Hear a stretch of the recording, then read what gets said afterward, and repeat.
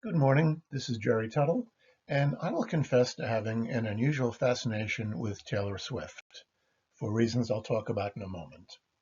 I also believe math is everywhere, and math should be fun. So combining these beliefs with my fascination, I have put together the mathematics of Taylor Swift. So what makes her special? Objectively, how pretty is she? What are her lipstick shades? An analysis of her lyrics, and a bonus section, however you pronounce that. What makes her special? She's been an advocate for artists' ownership rights. She's re-recorded her albums when she was contractually allowed to do so. She has spoken out for victims of sexual assault. She donates to many social activism groups, and she's urged her fans to register to vote. If you're not familiar with some of these, I encourage you to Google them and see the history. She is a billionaire. Uh, Her assets are estimated at $1.6 billion. The largest item is her music catalog, um, but it's hard to get uh, public information on this, and there's a large miscellaneous item. She donates to many charitable organizations. Many of these are not public, but she's donated to a number of events um, for victims of natural catastrophes and other organizations. She's a singer, songwriter, businesswoman, philanthropist, and more, and she has a theorem named after her. It's called Taylor's theorem.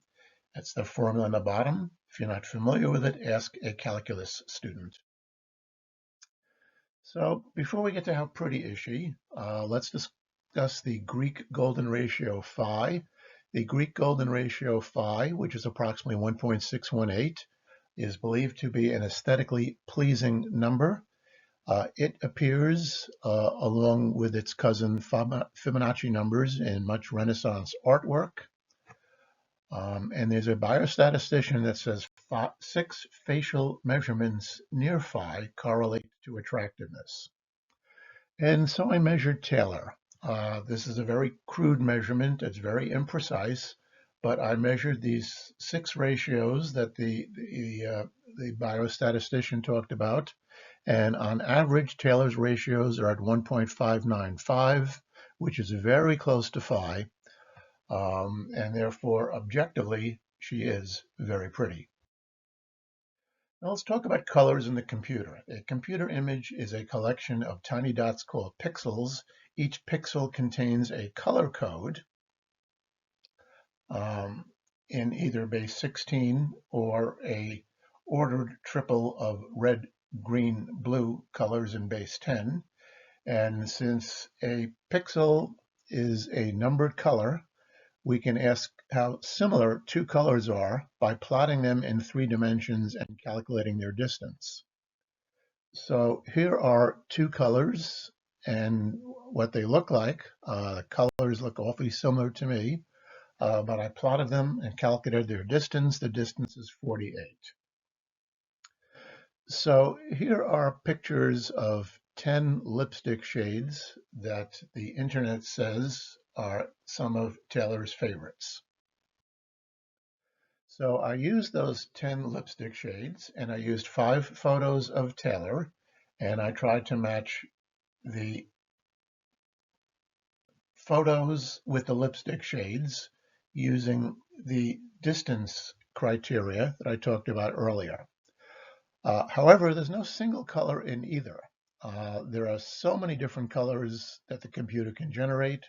Women tell me lipstick never looks the same on them as in the tube. My dermatologist told me lips have lines and grooves, and other reasons why there's no single color. The computer can find the n most frequent colors in an image, but this is not an exact science.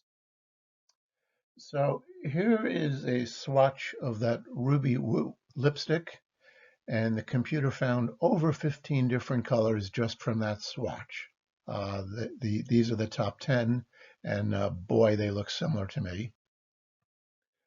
Similarly, here is a picture of Taylor. I isolated her lips, although not precisely. Here's what the computer says are their 10 most frequent colors. The white is all that area around the lips, which I could not narrow in on. But there are also more than 50 different colors. So the computer has matched 5 photos against the 10 lipstick shades using the minimum distance criteria and come up with these predictions. Photo 1, Ruby Woo.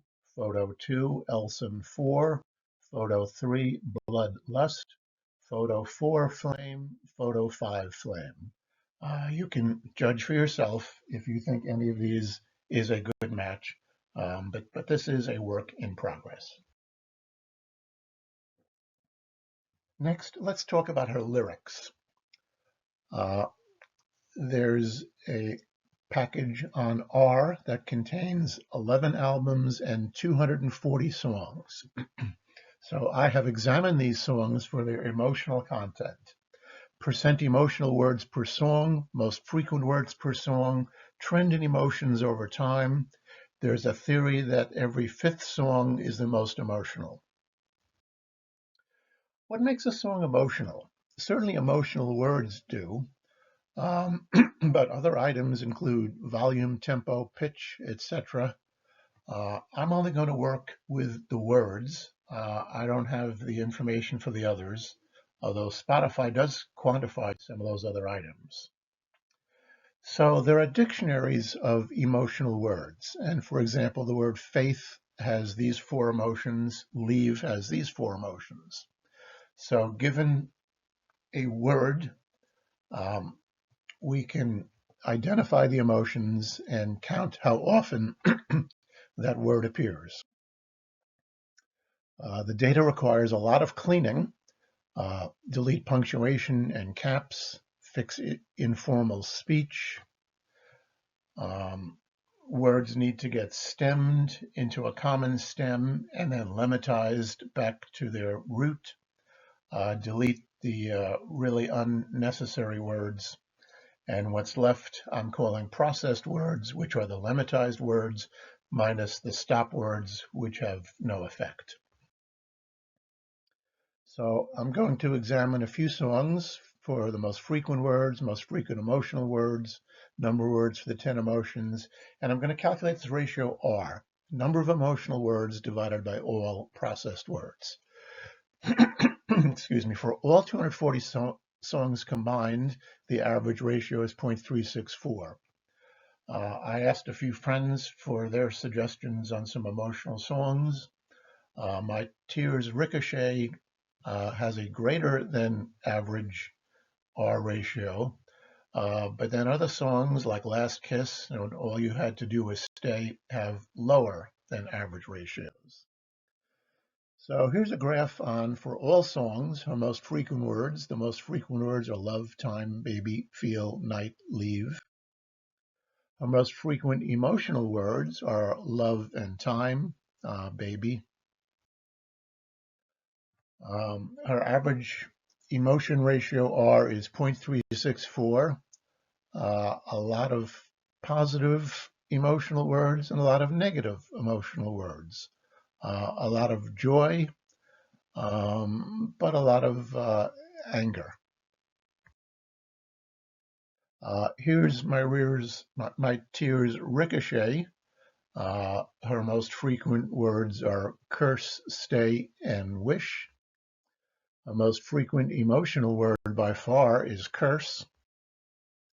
By emotion, she had an average of 0.424, more negative and fearful than anything, and sadness than anything else. That would seem to make sense. Here's from Last Kiss. Her most frequent words are forever, kiss, and lip. Most frequent emotional word is kiss. By emotion, more positive and joy than others. All you had to do was stay. So not surprisingly, stay is by far her most frequent word. Most frequent emotional word is late. This was a 0.134. mostly negative. But there's a small number of small number of words in this one. And I think this has something to do with why this R calculation did not work as well as I had hoped. I was also interested in the trend of her emotional words over time. The best fitting trend line is negative, but that line fits pretty poorly. And so I would say there is not a trend of greater emotional words over time. The track 5 theory, which even Taylor has given some credence to, is track 5 more emotional than other songs? I don't think so. There are 1, 2, 3, 4, 5, 6 track 5 points greater than the excluding track 5 points in emotionality. There's one outlier that all you had to do was stay. So I don't think this track 5 being more emotional works. Some concluding remarks on emotionality. This really failed to capture the depth of emotion. The emotional dictionary has its issues. Not enough words sometimes, and the opinions of knowledgeable Swifties really did not correlate with the R ratios. So finally, here's a little bonus. If there are any parents of Taylor Tots, our little Taylor has grown up, and she uses a lot of R-rated words.